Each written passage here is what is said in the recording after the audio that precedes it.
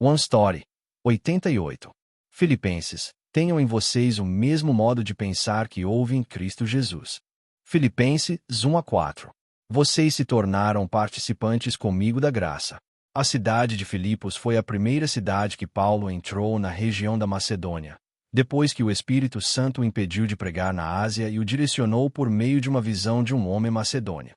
Ali, Paulo encontrou Lídia, uma comerciante de tecido de púrpura e temente a Deus. O Senhor abriu o coração dela, e através de sua casa a igreja em Filipos começou. O relacionamento de Paulo com os crentes em Filipos era profundamente pessoal, como família na fé. Por isso Paulo escreveu: Agradeço a meu Deus toda vez que me lembro de vocês. Em todas as minhas orações em favor de vocês, sempre oro com alegria por causa da cooperação que vocês têm dado ao Evangelho, desde o primeiro dia até agora. Estou convencido de que aquele que começou boa obra em vocês, há de completá-la até o dia de Cristo Jesus. É justo que eu pense assim a respeito de todos vocês, pois os tenho em meu coração. Todos vocês são participantes comigo da graça, tanto nas minhas prisões como na defesa e confirmação do Evangelho. Deus é testemunha da saudade que tenho de todos vocês, com a profunda afeição de Cristo Jesus. Esta é a minha oração. Que o amor de vocês aumente cada vez mais em conhecimento e em todo discernimento, para que possam discernir o que é melhor, a fim de serem puros e irrepreensíveis até o dia de Cristo, cheios do fruto da justiça que vem por meio de Jesus Cristo, para a glória e louvor de Deus. O amor de Paulo pelos crentes em Filipos estava enraizado no fato de que eles eram cooperadores no Evangelho e participantes da graça com ele. Por causa do Evangelho, estavam unidos na graça. Quer pela vida, quer pela morte, que Cristo seja engrandecido em meu corpo. Paulo confiava em Deus em toda circunstância. Por isso ele podia dizer que sua prisão havia servido para o progresso do Evangelho, e que muitos, encorajados pelas suas cadeias, passaram a anunciar a palavra de Deus com mais ousadia e sem medo. E Paulo se alegrava porque Cristo estava sendo pregado, mesmo que alguns o pregassem por inveja ou rivalidade. Porque o que importava para Paulo não era quem recebia o crédito, mas que Cristo fosse proclamado. Esse era o anseio de Paulo, que Cristo fosse conhecido, não que Paulo fosse exaltado. Por isso, quer pela vida, quer pela morte, era lucro se Cristo fosse anunciado. Embora Paulo permanecesse na terra para cumprir seu chamado como servo do Evangelho, o seu coração desejava partir e estar com Cristo. Ainda assim, ele reconhecia que, por causa da fé e da alegria dos filipenses, era melhor que ele continuasse por mais um tempo. Aqueles que são chamados e comissionados por Deus não vivem segundo os próprios desejos, vivem segundo a vontade daquele que os enviou. Vivam de modo digno do Evangelho de Cristo. Paulo exorta os crentes em Filipos: Portai-vos de modo digno do Evangelho de Cristo. E ele continua, com ousadia: Pois a vocês foi concedido, em nome de Cristo, não somente crer nele, mas também sofrer por ele, enfrentando o mesmo combate que vocês me viram enfrentar, e agora ouvem que ainda enfrento. Esse tesouro é guardado em vasos de barro. Embora seja o tesouro que dá valor ao barro, os vasos permanecem aqui no mundo. E assim como o mundo rejeitou e crucificou o tesouro, Jesus Cristo também odiará aqueles que o seguem e já não pertencem ao mundo. Portanto, sofrer por causa da justiça não é algo a temer, mas algo que devemos aceitar como esperado. Tenham em vocês o mesmo modo de pensar que houve em Cristo Jesus. Aqueles que foram salvos pela graça, cristãos que seguem Jesus, devem assumir a mente de Cristo. Embora sendo Deus, não considerou que o ser igual a Deus era algo a que devia apegar-se, mas esvaziou-se a si mesmo, vindo a ser servo, tornando-se semelhante aos homens. E, sendo encontrado em forma humana, humilhou-se a si mesmo e foi obediente até a morte, e morte de cruz. Assim, Paulo, com o coração de Cristo, diz: Se por estarem em Cristo vocês têm alguma motivação, alguma exortação de amor, alguma comunhão no Espírito, alguma profunda afeição e compaixão, completem a minha alegria, tendo o mesmo modo de pensar, o mesmo amor, um só Espírito e uma só atitude. Nada façam por ambição egoísta ou por vaidade, mas humildemente considerem os outros superiores a vocês mesmos. Cada um cuide, não somente dos seus interesses, mas também dos interesses dos outros. E o Jesus que morreu na cruz. Deus o exaltou à mais alta posição e lhe deu o nome que está acima de todo nome, para que, ao nome de Jesus, se dobre todo o joelho, nos céus, na terra e debaixo da terra, e toda língua confesse que Jesus Cristo é o Senhor, para a glória de Deus Pai. Esta é a cruz e a glória de Jesus Cristo. E, ainda que vivamos aqui uma vida de cruz, certamente participaremos da sua glória. É Deus quem efetua em vocês. Paulo diz aos crentes em Filipos: desenvolvam a salvação de vocês com temor e tremor. A salvação já foi plenamente concedida, mas sua obra continua ao longo desta vida e será consumada quando entrarmos no reino eterno de Deus. Por isso, devemos guardar a salvação completa que recebemos com uma fé sincera e reverente. Seria errado afirmar que, por termos sido salvos, já não precisamos mais nos arrepender quando pecamos. Aquele que está operando dentro dos filhos de Deus é o próprio Deus. Pois é Deus quem efetua em vocês tanto o querer quanto o realizar, de acordo com a boa vontade dele. O povo de Deus deve viver conduzido por ele. Então Paulo continua: façam tudo sem queixas nem discussões, para que venham a tornar-se puros e irrepreensíveis, filhos de Deus inculpáveis no meio de uma geração corrompida e depravada, na qual vocês brilham como estrelas no universo, retendo firmemente a palavra da vida. Assim, no dia de Cristo, eu me orgulharei de não ter corrido, nem trabalhado em vão. Alegrem-se comigo. Paulo deseja compartilhar comunhão profunda com os crentes em Filipos, como uma só família em Cristo.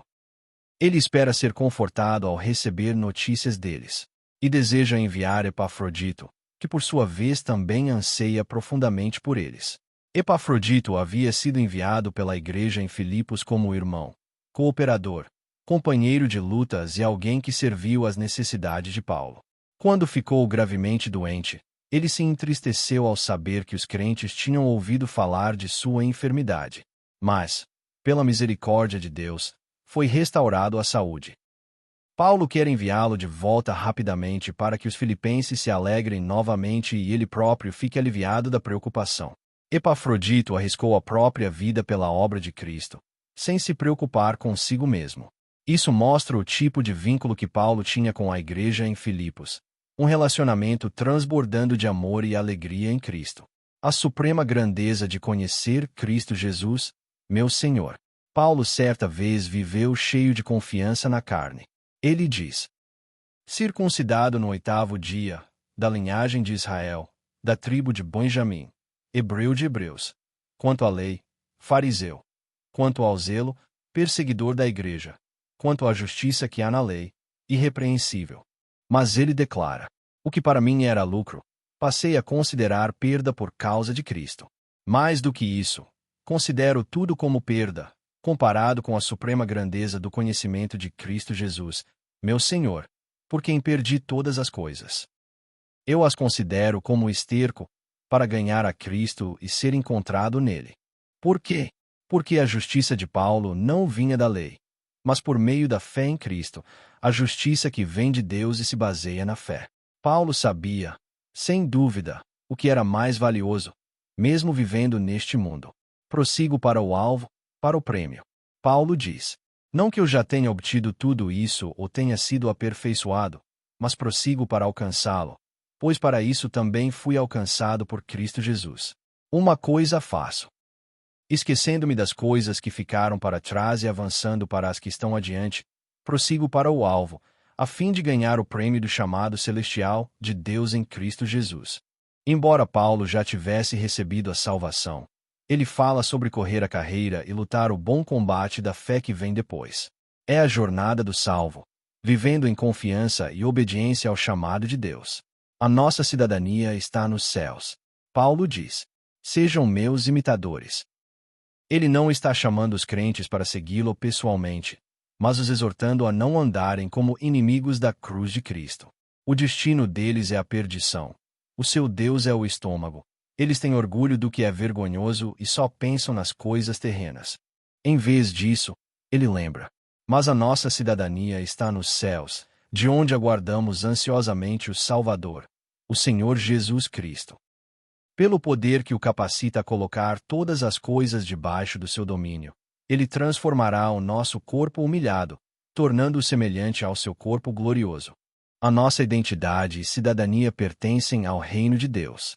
É de lá que viemos, e é para lá que vamos. Por isso, Paulo pode dizer com ousadia: não andem ansiosos por coisa alguma, mas em tudo, pela oração e súplicas, e com ação de graças, apresentem seus pedidos a Deus. E a paz de Deus, que excede todo o entendimento, guardará o coração e a mente de vocês em Cristo Jesus. Essa é a identidade do povo da fé, aqueles que foram chamados por Deus. Tudo posso naquele que me fortalece. Precisamos entender este versículo corretamente. Quando Paulo diz: tudo posso naquele que me fortalece, ele não está dizendo que, pelo poder de Deus, pode realizar qualquer desejo do seu coração. É por isso que precisamos ler a Bíblia de Gênesis a Apocalipse. Nunca devemos isolar um único versículo, um único capítulo ou até mesmo um único livro. Nem separar o Antigo Testamento do Novo Testamento. A Bíblia é um livro unificado, que conta uma só história. Portanto, este versículo deve ser interpretado dentro do contexto mais amplo da Escritura. Paulo tinha acabado de escrever: o Deus da paz estará com vocês. E depois continuou: não estou dizendo isso porque esteja necessitado, pois aprendi a estar satisfeito em toda e qualquer situação. Sei o que é passar necessidade e sei o que é ter fartura. Aprendi o segredo de viver contente em toda e qualquer situação, seja bem alimentado, seja com fome, tendo muito ou passando necessidade. É depois disso que Paulo diz: tudo posso naquele que me fortalece. Portanto, tudo aqui se refere exatamente a esse segredo. Paulo aprendeu a estar contente em toda situação. É por isso que Paulo pode dizer: recebi tudo, e tenho até mais do que preciso. E ainda: o meu Deus suprirá todas as necessidades de vocês, de acordo com as suas gloriosas riquezas em Cristo Jesus. Essa plenitude não vem de possuir tudo o que o mundo oferece, mas de um contentamento que vem somente de Cristo, mesmo quando as coisas do mundo faltam. Isso é a verdadeira graça. Isso é a verdadeira força. Considerando tudo como perda por causa de Cristo. Essa é a jornada da fé. A jornada de considerar como perda tudo o que antes parecia vantajoso neste mundo, para ganhar a Cristo. É a história de considerar a suprema grandeza, de conhecer Cristo Jesus como Senhor. É a história daqueles que voluntariamente sofreram a perda de todas as coisas, e as consideram como lixo, para serem encontrados em Cristo e somente em Cristo. Essa é a jornada dos salvos, que vivem como peregrinos neste mundo, avançando pela fé. E essa história, essa caminhada de fé, continua.